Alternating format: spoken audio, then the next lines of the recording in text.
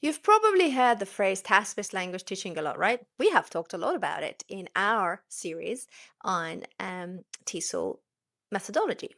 But here's the thing, not everything teachers call a task actually is one. In fact, there is a crucial difference between a real task and a classroom activity that just looks like a task.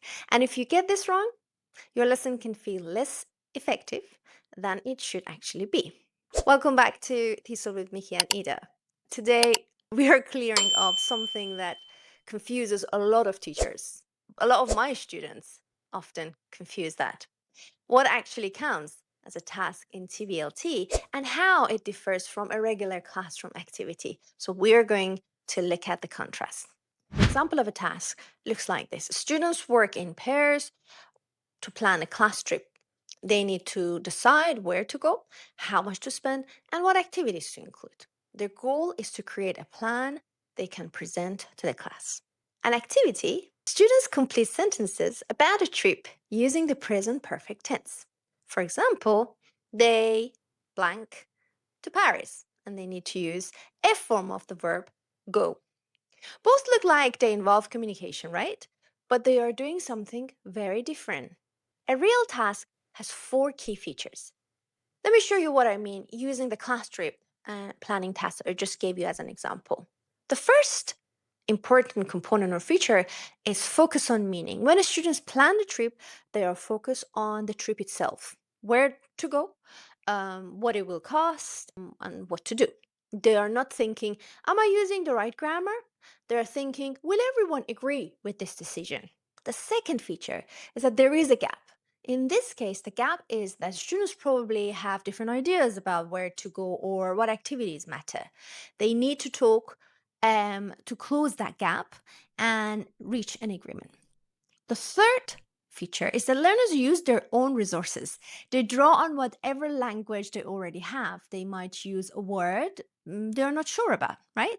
They might use gestures. They might even translate something and use their first language.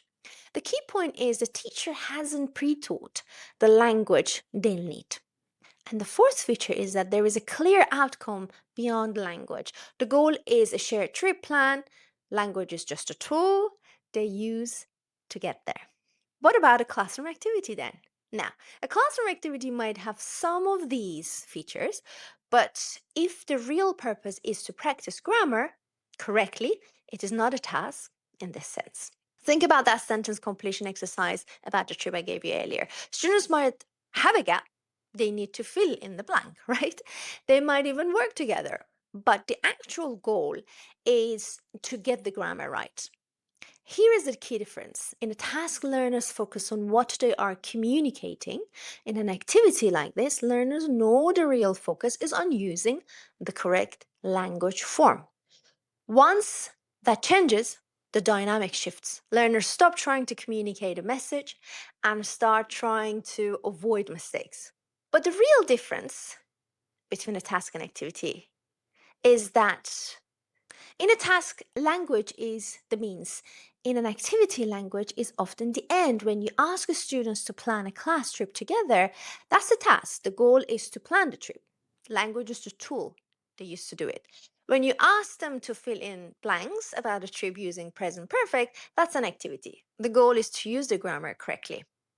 This distinction matters because learners are doing something quite different in a real task than they are in a controlled classroom activity. But why does this matter? Why should we know the distinction? Look, well, here is the practical issue. If you misidentify an activity as a task, you may think you are doing TBLT when in fact the lesson is still being driven by grammar practice. Your students might feel like they are communicating freely, but they are actually working within tight constraints, which is designed to elicit a specific grammar point.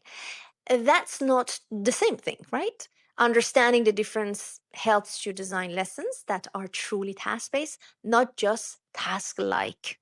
So, next time you're planning a lesson, ask yourself, is this really a task or is it an activity dressed up like one?